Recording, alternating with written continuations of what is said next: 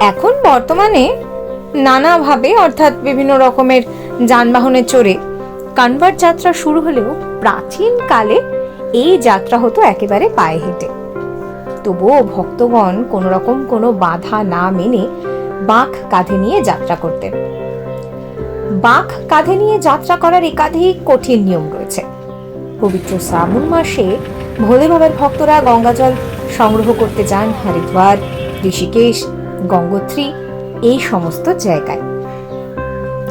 তখন রোদে পোড়া রাস্তা, কঠিন বাধা কোনোটাই তাদেরকে একবারও ছুঁতে পারে না। এই বাঁক কাঁধে নিয়ে যাওয়াটা একটা দর্শনীয় বিষয়। এমনিতেই যারা বাঁক কাঁধে নিয়ে যাচ্ছেন তারা সাধারণ মানুষের মধ্যে শ্রদ্ধা, আস্থা এই সমস্ত কিছু তৈরি করছেন। তাদের কাঁধে রাখা বাঁকগুলো আকর্ষণের কেন্দ্রবিন্দু। এই দৃশ্য কিন্তু তারকেশ্বরের মন্দিরেও দেখা যায়। শেওড়াফুলি ঘাট থেকে জল নিয়ে তারকেশ্বরের মন্দিরে সেখানে বাবার মাথায় জল ঢালতে যান হাজার হাজার ভক্ত। সেই সময় বেশ কিছু আওয়াজ আপনি চারপাশে শুনতে পাবেন। এই ধরুন, ভোলে বাবা পার করেগা, ভোলে বাবা পার করেগা, কিংবা জয় শিব শম্ভু, জয় শিব শম্ভু। আবার মাঝে মাঝে শোনা যায় হর হর মহাদেব, হর হর মহাদেব।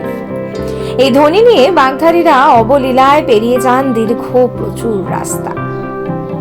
তাদের দেখতে ছোট থেকে বড় সবাই ভিড় জমান, প্রণাম করেন মহাদেবের ভক্তদের উদ্দেশ্যে।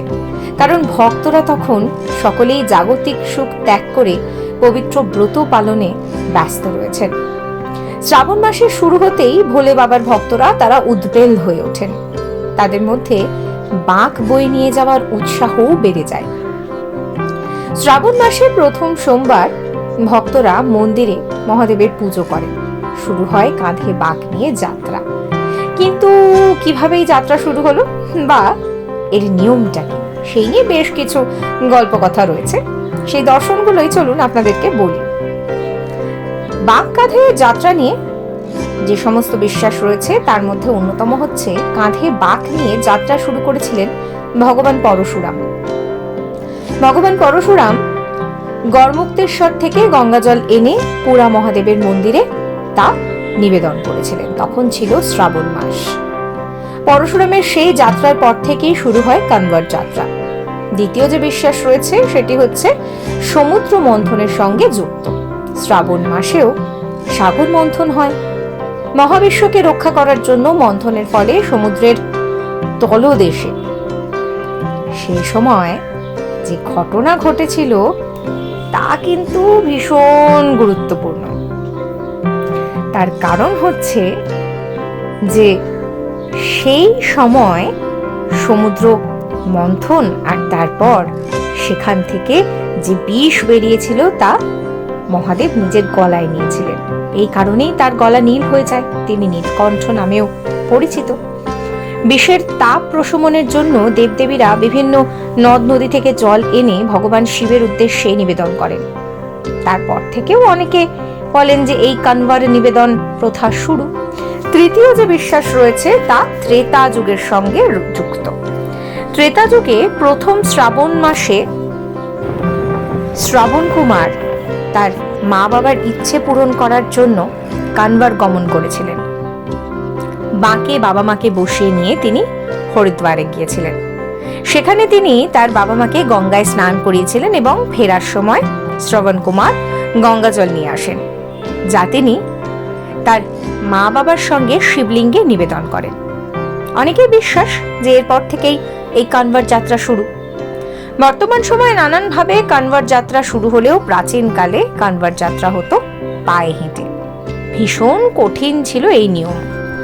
নিয়ম না মানলে কানভার যাত্রা অসম্পূর্ণ থেকে যায়, ভগবানের কৃপা মেলে না। স্নান করার পর বাঁক স্পর্শ করা হয়। ভক্তদের সাত্ত্বিক খাবার খেতে হয়। মাছ, মাংস, মদ্যপান করা এই সময় একেবারেই যায় না। পথে ঘাটে কোথাও মাটিতে বাঁক রাখা যায় না। বাঁকধারী ক্লান্ত হয়ে বিশ্রাম নিতে চাইলে তাকে গাছের ডালে বাঁক ঝুলিয়ে রাখতে হয়। এছাড়া শিব মন্দিরে জল ঢালার ব্রত নেওয়া হয়। মন্দিরে ঢুকতে হয় খালি পায়ে। যাত্রার সময় কোনো প্রকার চিরুনি, তেল, সাবান ইত্যাদি ব্যবহার করা যায় না। খাটে বসাও উচিত নয়। শিবলিঙ্গে দুধ ঢালার নেপথ্যেও রয়েছে বৈজ্ঞানিক ব্যাখ্যা এবং পৌরাণিক ব্যাখ্যা।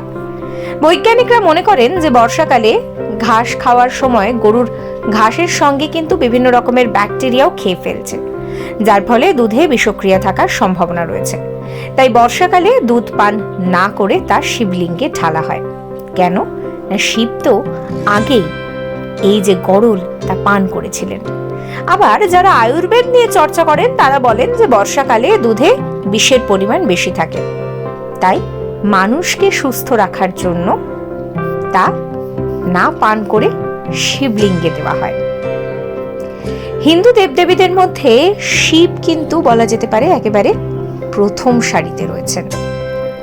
তাই শিবলিঙ্গে এই দুধ ঢালার নেপথ্যে বৈজ্ঞানিক কারণও রয়েছে, আবার পৌরাণিক কারণও রয়েছে। আপনাদের কেমন লাগলো এই ভিডিও? অবশ্যই কমেন্ট করে জানাবেন। কমেন্ট সেকশন খোলা রয়েছে আপনাদের জন্য। আর এই রকমের সমস্ত ভিডিওর জন্য লাইক করবেন, শেয়ার করবেন, সাবস্ক্রাইব করতে ভুলবেন না আমাদের চ্যানেলকে।